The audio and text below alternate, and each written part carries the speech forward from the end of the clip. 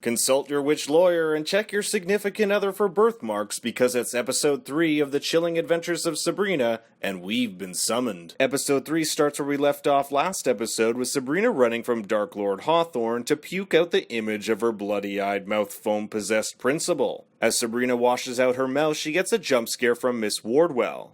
She continues to show care and concern for Sabrina and offers to call her aunts to take her home, a tactic she's employing to try and gain Sabrina's confidence. Back at the Spellman house, Ambrose finds an iguana resting on Connor the Dead Warlock's casket. You'll remember Connor's mortal parents mentioned he had a close connection with an iguana Ambrose believed to be his familiar, and the familiar has made its way back to him. Ambrose wants to get the iguana talking, and Zelda mentions he isn't allowed a familiar based on the rules of his house arrest. She also breaks the news that the familiar will soon die as they are bound to their witches and cannot bear an existence without their master. But Ambrose still wants to try. Back at Baxter High, Sabrina has an out-of-body experience before Harvey snaps her back and Roz storms in, venting that the fascist Mr. Garland has rejected her book assignment on The Bluest Eye. The Bluest Eye is a book by American novelist and teacher Toni Morrison, which centers around an African-American girl named Piccola in 1941 Ohio during the Great Depression. Because of the color of her skin and the way she acts, she is often regarded as ugly and desires to beautify herself by gaining blue eyes, a trait typically attributed to white people. Wicca decides to take the fight to Hawthorne, which Sabrina is a little more hesitant about now that he foams from the mouth and wants her soul. Hawthorne stands by Mr. Garland's ban, which only ignites the members of Wicca to action. Roz checks the library for more, quote, controversial books, only to find them missing. When they ask Miss Curtis, the librarian, where they went, she tells the girls they were soft purged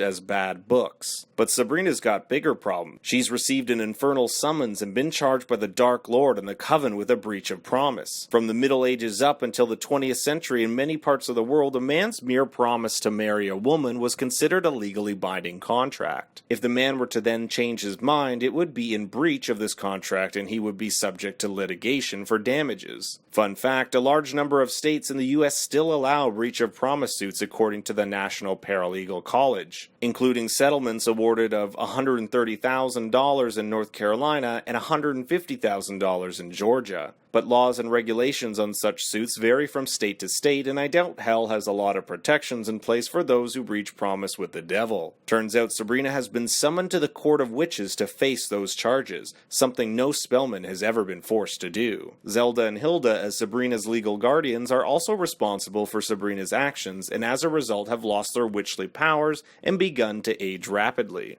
Worse yet, witch law states that the accused is guilty until proven innocent, so it's up to Sabrina to prove she made no breach of promise, or else. And she doesn't have much time, until midnight to be precise, to prepare for her trial. Ambrose tells her about a mortal named Daniel Webster, a legendary lawyer who specializes in witch law. As fate would have it, he lives in Greendale. Zelda pleads with Faustus to save Sabrina from this trial and is told that all Sabrina has to do to receive mercy is submit totally to the Dark Lord and he will forgive her. That way no one will have to lose any hair over this whole situation. Once Zelda leaves, Miss Wardwell reveals herself and we learn she is working alongside Faustus under the Dark Lord to get Sabrina to submit. She also calls Faustus lesser, referring she is higher on the chain of command than the High Priest, and perhaps that she is actually a demon from hell and immortal. High Priest or not, he's still a man, and she feasts on male flesh.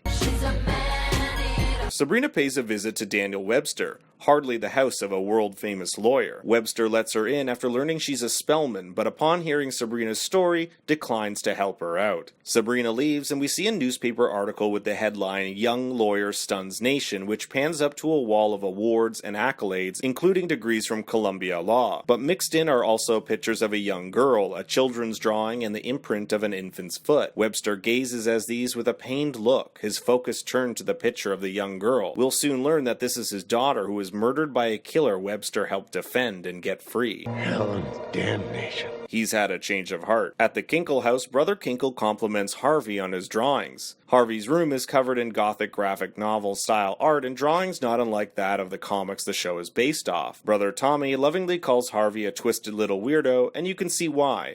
Guess it only makes sense that he's fallen in love with a witch. And check out the poster for Archie's Madhouse here, an Archie series that was designed to be a little more quirky and weird than the usual Archie series. Harvey's got some good news. The owner of Dr. Cerberus wants him to design posters for the store and perhaps even work a few shifts. But Daddy Kinkle has different plans. Harvey's ready to work, so he's getting a job in the mines. End of story. My guess is that the mine Harvey's family works are also the same mines Sabrina and Agatha, Dorcas, and Prudence used to humiliate the Baxter High football bros last episode. Midnight strikes and it's time for the trial set in this creepy chapel. On the front door it says, "This way to hell." Faustus greets the audience of witnesses to the trial as we the profane. Sabrina stands accused before the Infernal Three, who act as the judge, jury, and executioner for those before the witch court. But hold your hell horses, Webster's here, and Sabrina pleads not guilty. Turns out Webster has a connection to the Spellmans. It's the reason he's in Greendale. Sabrina's dad taught him witch law and offered him help when he had none, and he's now here to return the favor. The trial begins and Faustus explains that Sabrina broke breach of contracts since she was courting the Dark Lord by intending to have her dark baptism. That she willingly went into the forest that night all while wearing a wedding dress. Webster argues that there's no proof of courtship. Show him the marriage license, the signatures, hell, show him the groom. Which really seems to piss off this infernal judge. No contract, no promise, no case. But Faustus does have a contract, the Book of the Beast, signed by Sabrina Spellman just a few days after she was born. Webster argues that the baby could never sign a book. I call to the stand Zelda Fiona Spellman. When Sabrina was born, her dad signed Sabrina into the Book of the Beast with Zelda as a witness. A bargain was struck between he and the devil. The price for marrying Sabrina's mother was Sabrina herself. Back at Webster's, an apparition of his daughter with her throat slit and covered in blood appears to him, a tactic used by Miss Wardwell to scare him off. Sabrina and Harvey walk through the woods, and Harvey describes the reasons he's afraid to work in the mines. As a child, he got lost in them, and you wouldn't believe it, but he saw a goat-like creature standing on its hind legs, the Dark Lord, and it's starting to make sense. The Gothic drawings, Harvey's room, his connection with Sabrina. There might be more to Harvey Kinkle than we thought. Roz, meanwhile, has released this list of purged books Baxter High doesn't want read, and their protest has worked as the PTA and school board are going to be reviewing Roz's case for the bluest eye. Take that, Principal Dark Lord. Also note the Greendale Ravens versus Riverdale Bulldogs poster at the beginning of this scene. At the Spellmans, the wake of Connor the Warlock is being held, and Ambrose eyes a strange-looking young man at the doorway. His name is Luke, and he was Connor's ex-boyfriend, and it appears he was familiar with Connor's iguana and general warlockness. He's seemingly unaffected by the death. He smiles and speaks coolly. He calls the iguana stupid, not to mention the death of his ex-boyfriend still doesn't stop him from flirting with Ambrose. My Sherlock senses tell me something's up here. Wardwell, on the other hand, is definitely up to something as she glues together a special scrapbook on Daniel Webster. She then charms Sabrina, putting her in a sleep or trance. In this trance, the apparition of Webster's daughter appears to Sabrina and leads her to the scrapbook, which horrifies her. Sabrina confronts Webster and fires him on the spot, but Webster explains he was tricked by the devil. He made a deal with the Dark Lord to become the greatest lawyer in the world, and he was, but all the cases he received were defending horrible criminals he would end up setting free. It was one of those criminals who broke into his home and murdered his daughter. Daniel Webster knows he's damned, but he pleads with Sabrina. Maybe he can save her. At the trial, Zelda and Hilda have seen better days. Webster argues that because Sabrina is half mortal, she is entitled to a human trial, including a jury of mortal peers. But in order to prove she's not a witch, she'll need to show that she doesn't have a witch's mark. In Ambrose's room, Luke decides to pop in for a visit. Luke reveals he's a warlock and definitely most absolutely surely not a vampire, despite his sudden appearance and the emphasis on being invited. But enough talk, it's time to get busy. And you can bet Ambrose hasn't gotten action in decades being stuck in that house. As these two get it on, Faustus comes to visit, saying the Dark Lord has granted Sabrina mercy, and will allow her to live and visit her friends yearly. But only if she submits to him and begins study at the academy.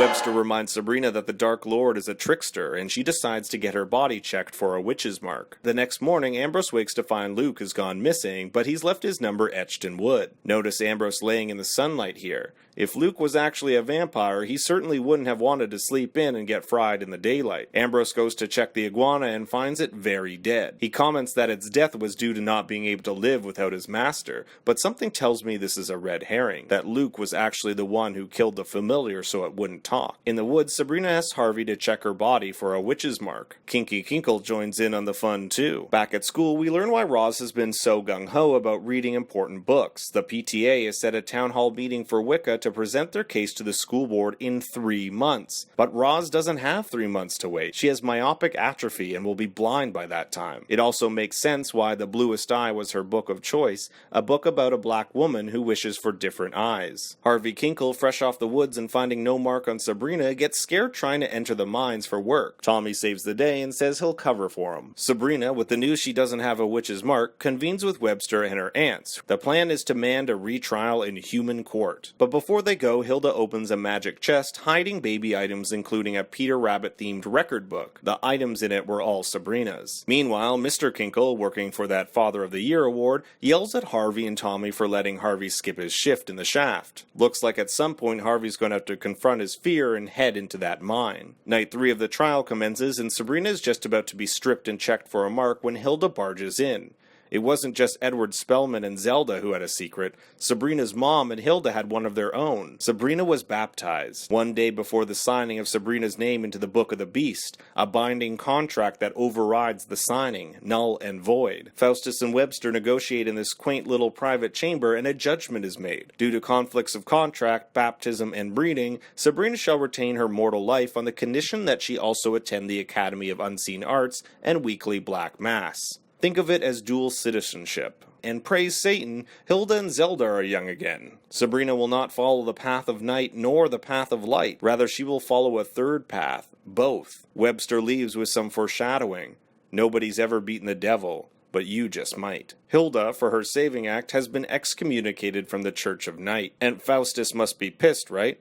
Wrong. He's happy. He's gotten Sabrina into the academy and under his watch, where he will either bend her to his will or break her. But Wardwell has a less forceful approach. Real corruption is a thin siddle blade, she says. Sabrina's strengths are the mortals around her, her friends, and she's going to tear their souls apart, one by one. And what would be more soul-wrenching and spirit-breaking than a book club? But this book club is run by Miss Wardwell, and she's got a little something for everyone. That's it for this episode. I hope you'll stay tuned for more breakdowns coming your way. If you liked it, make sure to give it a thumbs up, and be sure to check out my other videos. See you soon down the path of night.